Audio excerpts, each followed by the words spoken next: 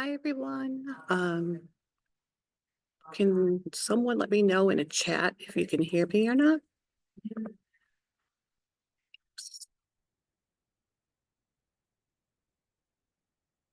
Okay, I am, okay, good. I'm actually at a session with Gilman right now and in between giving a session to you guys during my lunch hour. So we're going to wait a few minutes because there's more people that are going to be joining us. Um, but uh,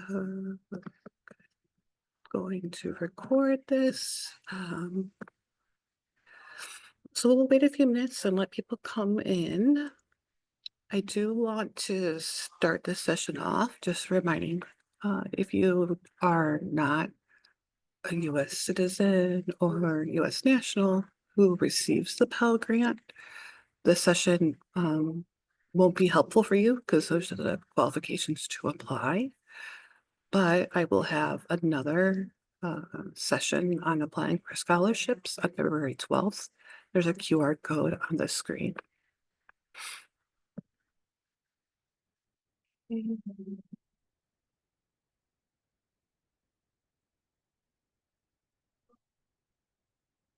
And if you have questions, you can feel free to put them in the chat as we're going by, or you can raise your hand or unmute yourself. So we're just going to wait, I think, a few more minutes because I had about 40 students that were signed up to be here. And I don't think I only have 6 of you in here.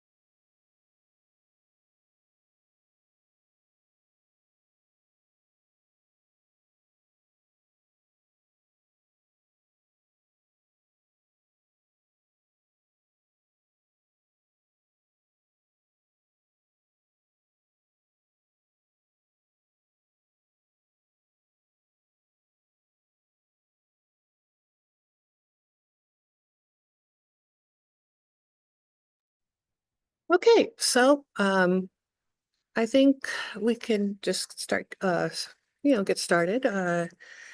It's almost 12:05. I am recording this, so I can share this with you, and we can also like refer back to it.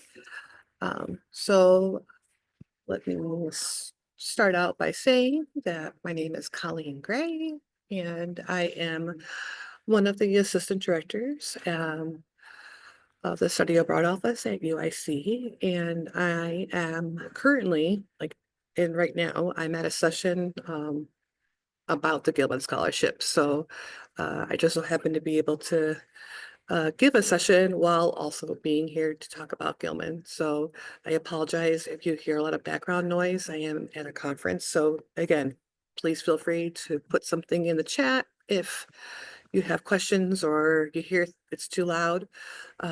Just let me know.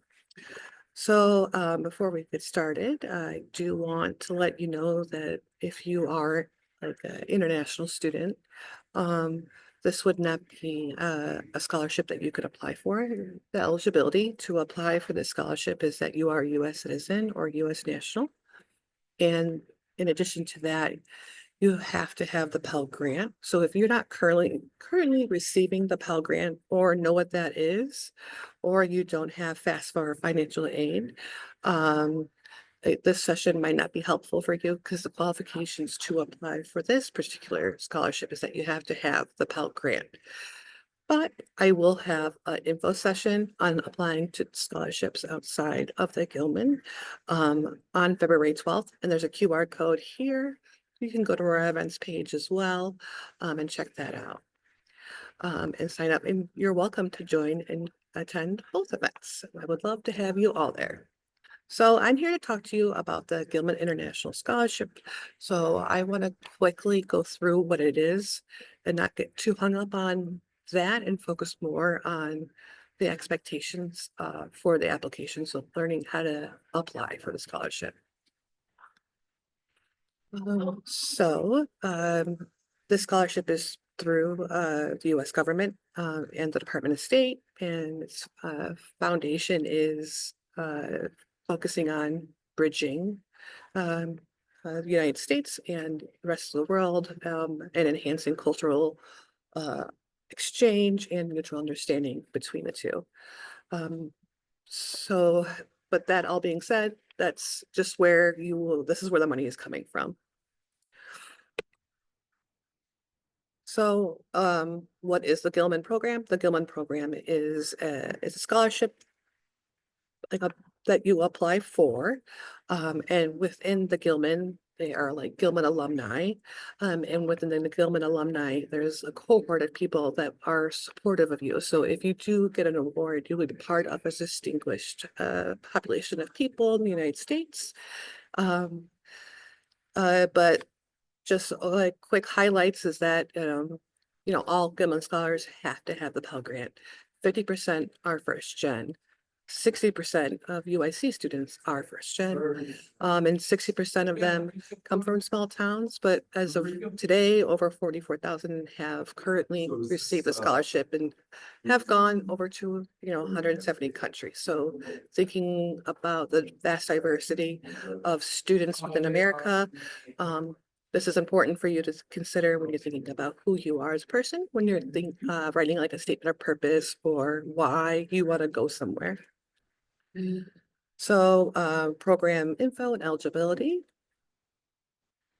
Really, the criteria is that you are a U.S. citizen and that you are an undergrad. So this is only for undergrads, not for graduate students. You have to have the Pell Grant, and you need to be on a credit-bearing study abroad program. So if you're going on a study abroad program that's through our office, then that will be a credit-bearing program. If you have questions, you can always ask me, and I'll answer that. In addition, you have to be going to a country that is a level 2, 1 or 2, and it can't be a level 3 or 4. Again, we don't allow you to travel to 3 or 4. If you do go to a level 3 country, you would know. Like these are things that you would know and I would know. And then there is no minimum program length. So students that go on a spring break program or a short-term summer program are eligible to apply. And then if you are a family member of somebody who is an active military, there is a specific scholarship that you can apply for, like called the Gilman McCain. It's in the same system and it has the same expectations for you to apply. So as far as scholarships go, you can earn up to $5,000 to study for any term or period of time. So, whether you're going on a semester program, but also a spring break, a May semester, or just a short-term summer program, or going for a whole year, you can get up to $5,000 to study abroad.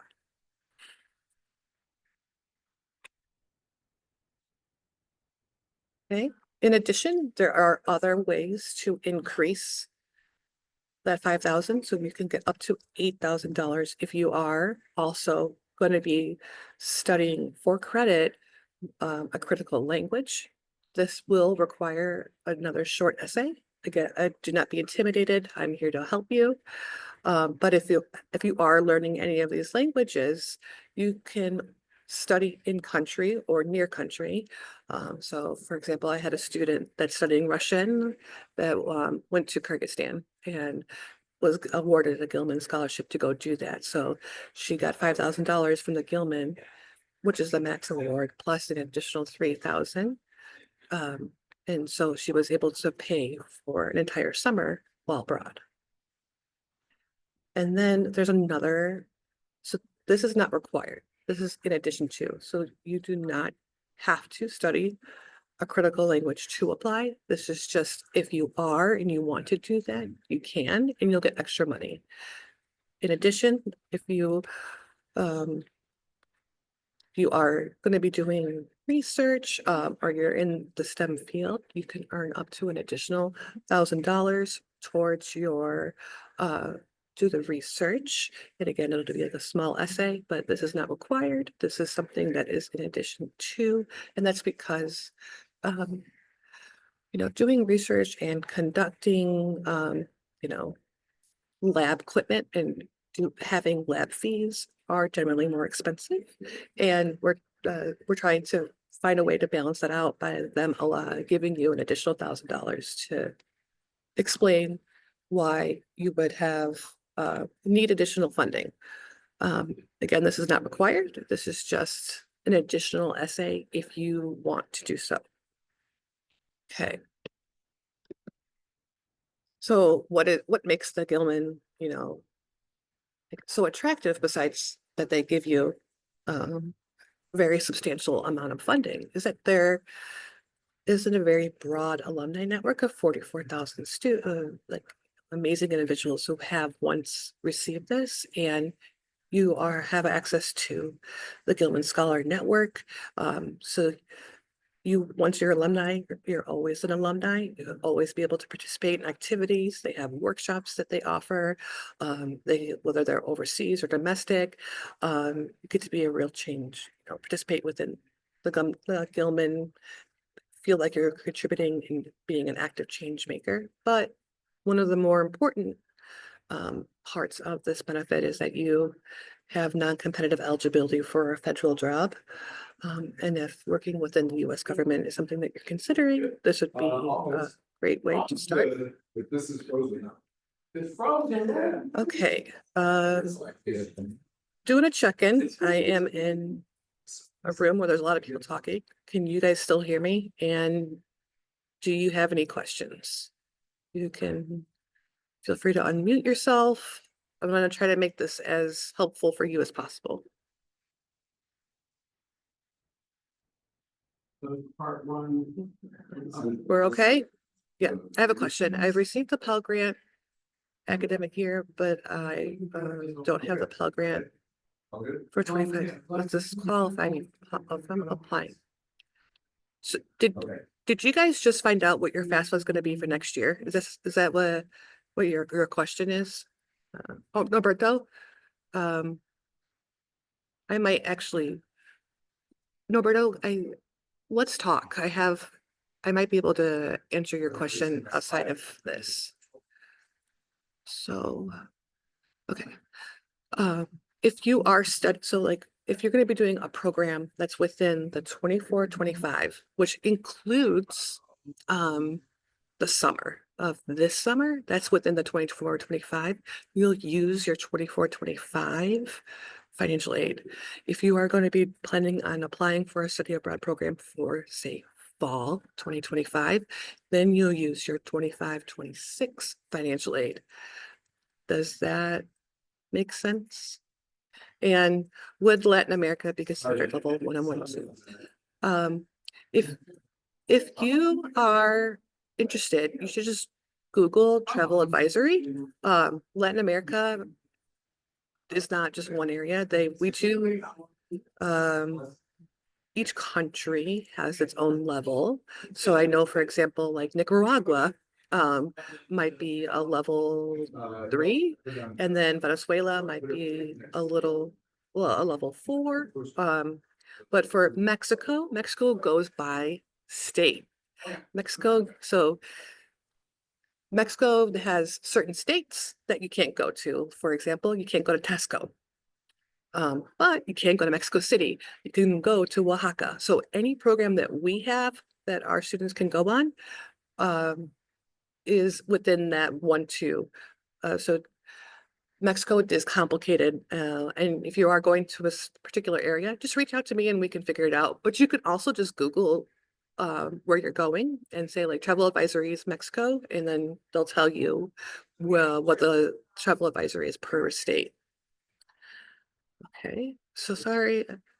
Yes, you will. I will be able to share. I'm also recording this, so I will share all of this. But yes, so don't worry if you miss anything, we can go back over it again. Okay, so thanks for the chats. I feel like we're engaged. So that makes me happy because we're going to get to like the more, I guess, the nitty gritty of like how to apply. So there are 2 parts to the application, and they might say 2 steps, but really for you, there's just one. And then you will focus on writing your essays and uploading your unofficial transcripts. So nothing has to be official. Um, as far as selecting advisors, it's already determined for you. So you don't need to worry about selecting advisors. I will do that for you. Once you start in the system, I will be able to help you because I actually have access to the system as well, and I will certify your application. So your focus is where are you going and how is that going to, like, where are you going and how's that going to impact, change you, and also where do you see how the study abroad is going to change your life in the future? So we're going to talk about the first essay, which is the statement of purpose. So it's people that are going, there are like people like me, study abroad advisors, there's academics that will be reading your essays, and they're going to be looking at wanting to know who you are as a person. So remembering that maybe the not having the perfect English or having a comma somewhere, that might not be as important as you telling us what makes you unique. So for the statement of purpose, there's 4 questions that they want you to focus on and like how to answer. And so that for the statement of purpose, they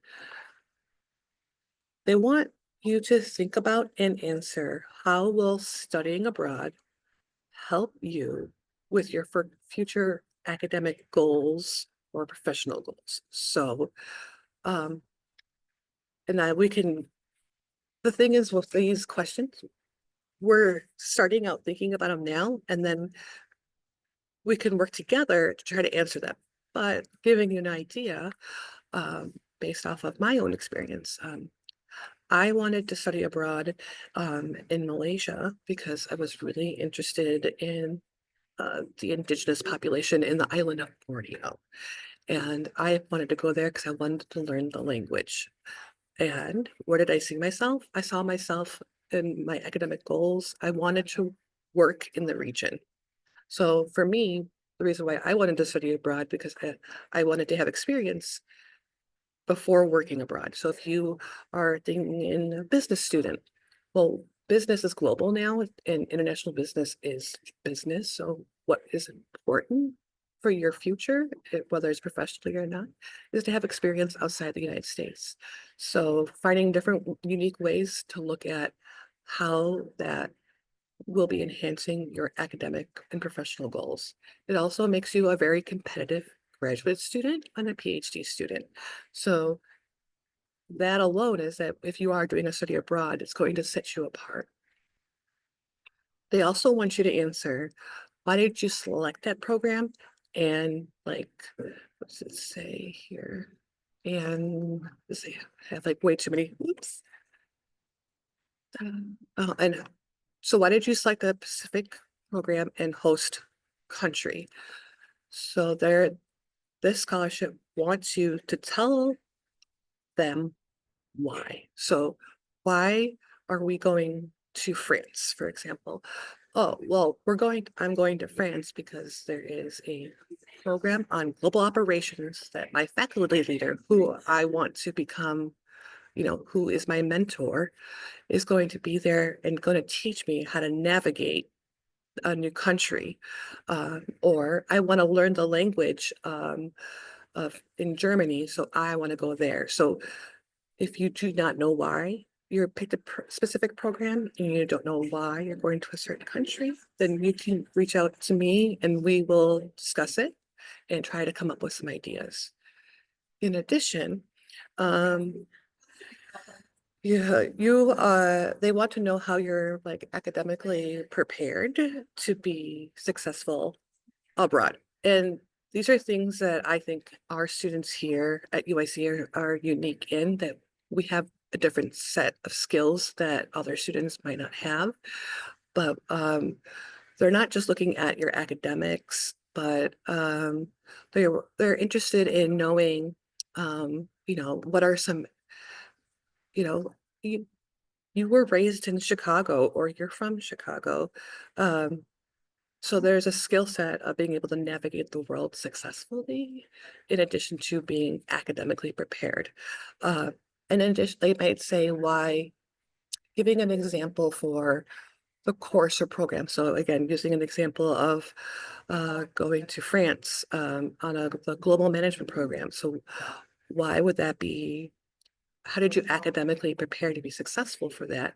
Well, you could talk about courses that you have taken that have prepared you for that, but also like maybe it's not something that's in your major that you're trying to include. So for this question, again, is like trying to come out and pull out some significant reasons that are applicable, that we can write an essay. Keeping in mind, this essay is only 7,000 characters, so that's only a maximum of like basically 2 pages, which is not a lot of space. So they're asking you to answer a lot. And then from there, answering those things and then applying that to this essay. So we're remembering that start out large and then we can, focus in. So always do a lot of brainstorming before you begin to write and give yourself time. And then finally, they want you to provide examples of knowledge and skills that will help you navigate a different environment. And this is what I mean when UIC students are prepared. We already deal with very diverse populations on a daily basis, whether that is going and taking the CTA.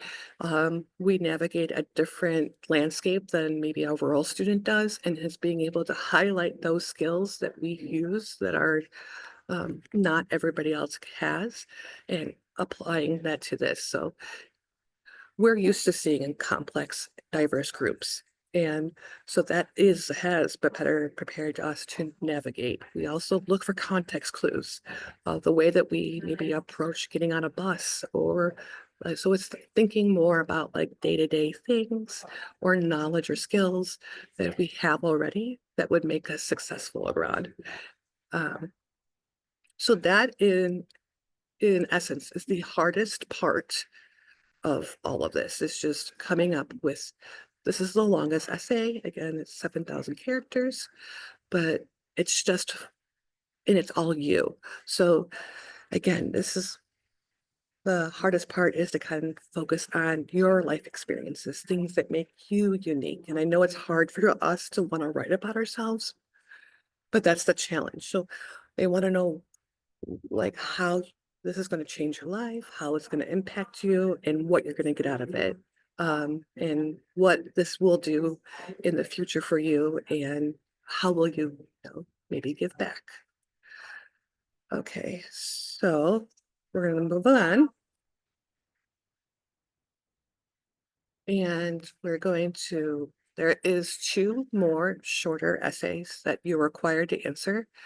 But we will these 2 essays I will help you with, and will I will, you know, of all of the essays we will like review, but I can give you a lot of ideas as it applies to for the next two ones to give you ideas of how to write them.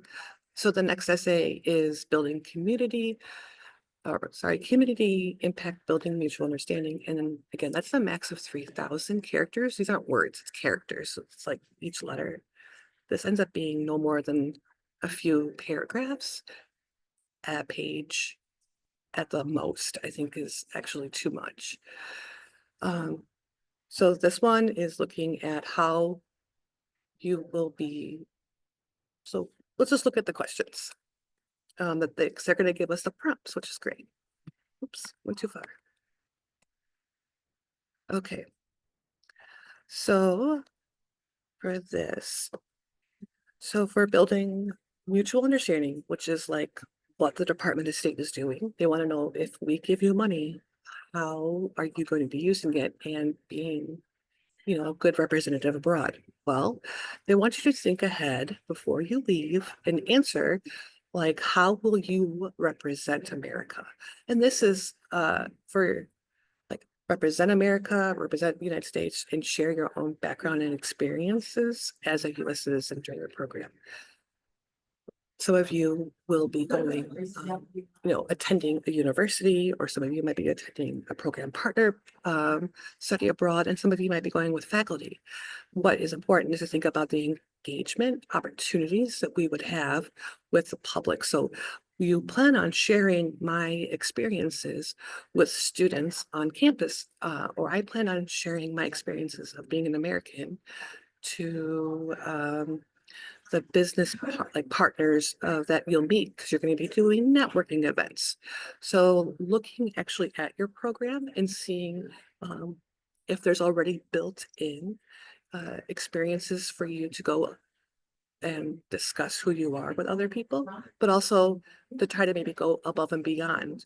So if you're saying with the host family, that's going to be an extremely important and like it's being very at a very you like, you know, you're in someone's house, you're going to be sharing all of you with them.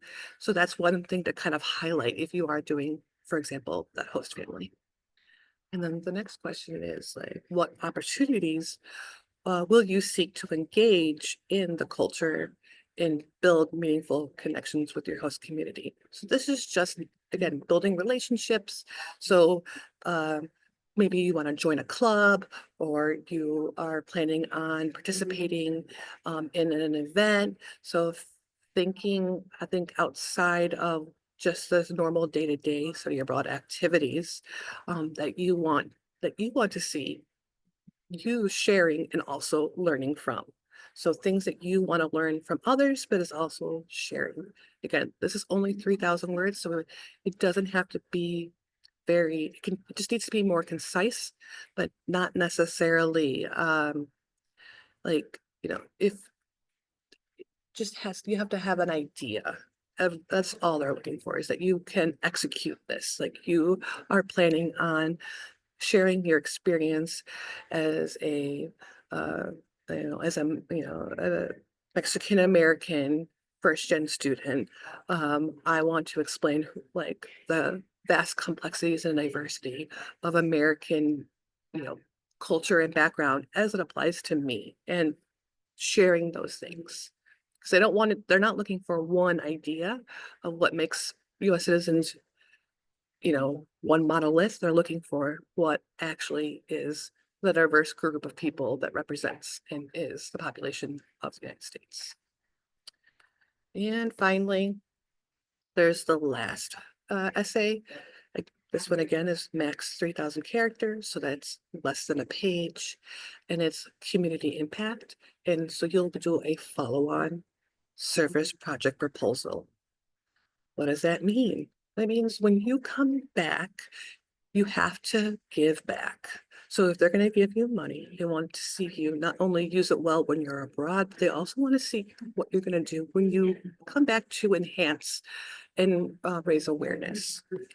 So the questions they want you to answer in that very short 3,000 letter essay is, what is your project and how will it increase awareness of study abroad and Gilman among your peers in your, like on your home or in your campus community? How will you integrate the impact of your study abroad experience into your project, and with which campus departments, students, clubs will you collaborate with? This sounds like a lot, but I'm going to give you like an easy example that you can enhance and use. I personally need, I need your help. I I'm at a Gilman session and I'm giving a presentation to you guys during my lunchtime because I don't have enough people that represent Gilman to do these things. So your follow-on project could be to work together with other Gilman recipients to do this awareness, to give a presentation on the behalf of the Study Abroad Office. Uh, you could also be promoting the program that you went on. You can also work with like the department. So if you're a women in STEM, or if you are within the German department, you can work with them. And when they do activities and want to talk about study abroad opportunities, you can put in your experience. And that really does answer all three of those questions, because when we say like, um, how will we integrate your experience? Well, for the Gilman sessions, I typically like to have a Gilman alumni here to talk about how they applied and their experience. So part of participating and working with Colleen at the Study Abroad office, that she's going to let me lead a session where I talk about my presentation, like give a presentation and talk about my experiences on the program that I'm going abroad on. So the department, it's my office. Two, you've integrated your experience into the actual Gilman presentation. And how are you raising awareness? Well, you're working and collaborating with the Study Abroad office, talking about your Study Abroad office, discussing why you had a Gilman, and helping people apply for the Gilman. Again, I'm here as a resource to help answer these questions. So if there's something that you get hung up on, make a note of it and make an appointment with me or Josefina or with Anthony, and we can talk about how to get over that hump. So those are the main essays. And then I'm not going to go over the additional ones because if these are not applicable to all of the students, but if you do want to learn a language, there will be another essay. And if you want to get the additional funding for like a STEM, there'll be another scholarship essay that you have to write too. But you only need to do the statement of purpose, the community impact, and the follow-on. So as far as selection criteria, they want to know and look at why the destination is important and how this program is going to impact you, your academic and career trajectory. Without this program, what are we missing? Without this program, what is something that this program cannot replicate? And then the community impact and, and the follow-on project, that alone they'll be looking at. So knowing that there's going to be different people looking for how you use your time when you come back and what you do when you're there. And then academic preparedness means the course work that maybe you have done to prepare yourself to be successful abroad. So whether that is a cultural class that maybe you plan on taking before you go abroad. And again, this is something that we could sit back and unpack, but it might be that I am going on this program because I want to continue to enhance my skill set that I already have in a culture that is outside my own. Okay. And then timeline. So it's January and applications just opened for the next cycle. So if you plan on studying abroad between May, so this summer, all the way up until, basically fall, into next spring, you can apply for this deadline. And the deadline is March 6th. If you are not studying abroad till next summer, then we would wait until October to apply. So the deadline to submit everything, so you want to make sure that you start planning deadlines for yourself on having your essays written and have time for them to be reviewed. I am available to help review your essays, but it also will be helpful if you work with the Writing Center as well. It's always better to have more than one draft, and it's always better to have more than one set of eyes looking at it. Okay. But again, the deadline is your deadline is the 16th. There's this little advisor deadline. That's just for me. And don't worry, I get notifications every time that you guys start applying. I will be in in the system going through and verifying all of your applications. So on that date, I will be spending the whole day certifying Gilman apps. And then finally, you're looking for some resources. You can actually look up the Gilman, going on the Gilman website. They have a lot of resources and tools and personal histories of of students and also sample essays. But scholars have often said, just create a compelling story. Explain who you are from the past, present, and then where you see yourself and how the scholarship is going to get you to that future you. And as you know, as I'm sure all of your faculty have told you, starting early is always better than starting later. But I want you to know that if you're in this room right now, like I'm here to support you in every way that I can, and you are worthy of the scholarship. And to never count yourself out. When it comes to scholarships, whether it's our study abroad scholarship or a scholarship, typically we are unable to give all of the funds out because we don't have enough applicants eligible to apply. And so this is where it's like the encouragement. If you need encouragement, I'm right here. I'm your cheerleader. I'll be there to support you. Okay. And then for the follow-on service project, think about your community. So if there's a community center or a high school that, if you never thought you'd ever study abroad and the high school that you went to, like there's never even been on their radar, let's go back to them and you just do a session with them. Follow-on project is what you wish you can do. And if you're unable to do that, you will work something out with me. So don't worry. So you can dream big with your follow-on project and then also know realistically, I could have you fulfill your follow-on service. And finally, if you don't apply, you'll never get it. And this is a lot of money.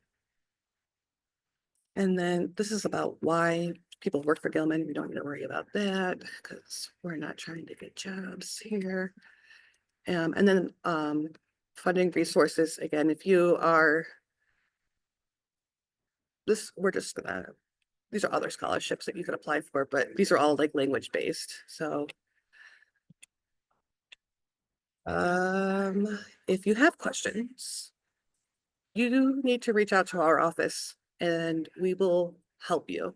There is both Josefina and Anthony Terenzio have experience. Both of them have English majors, so they can read your scholarship. We work as a team to make sure that we're providing you with as much support, whether that is working on developing your ideas and then, having someone review your application. That is what we're here for. So if you don't know where to start, make an appointment with one of us and we'll start working on coming up with those goals for you. Okay. All right.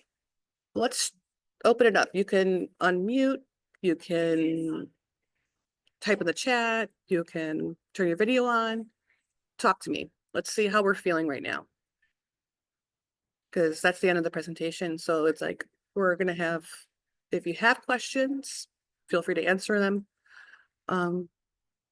But what else can I do to encourage you to consider applying? What is the turnaround on like the essay submission? So like after we submit the scholarship application, Oh like no, when do we I'm gonna get it? realizing that maybe I can't hear. AJ, are you talking? I'm Yeah, sorry. I just was. Can you hear me now?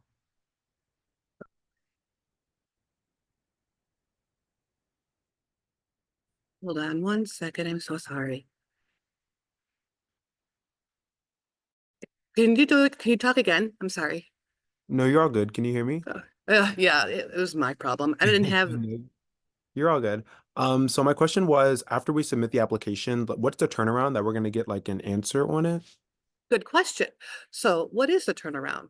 The turnaround is, so if you're going to submit it March 6th, and they won't be able to tell you until probably May or mid-May. And that is something that so if you are 100% dependent on needing the scholarship for you to study abroad, um, and you need this could impact how you move forward.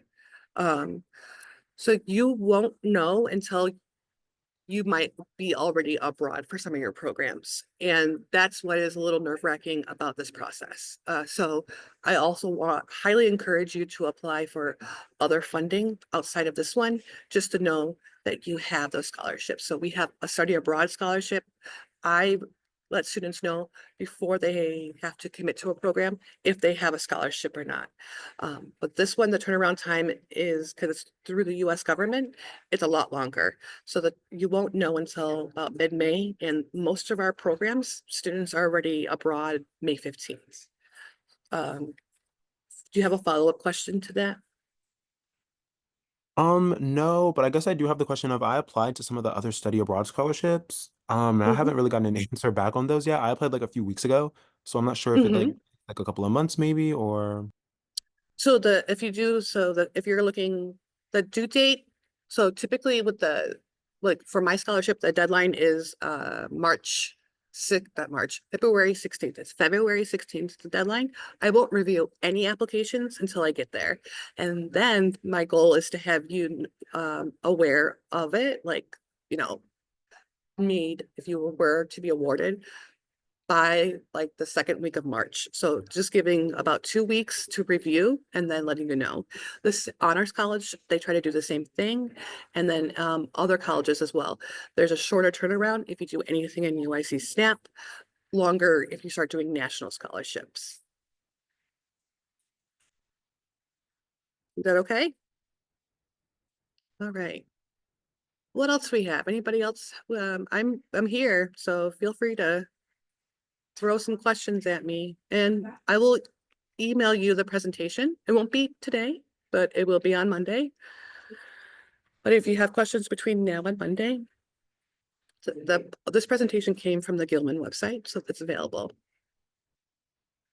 And if you don't have any more questions and you're ready to leave, you can feel free to leave, because I will not hold any of you hostage. I just want to be able to provide you with any support, and just knowing that you can always email us, okay?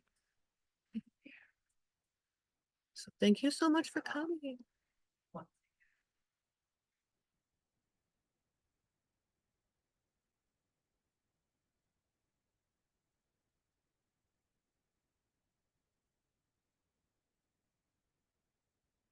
Okay. Would I be able to meet with you to discuss this and other scholarships? Jessica? Yes. Do you know how to use iAdvise?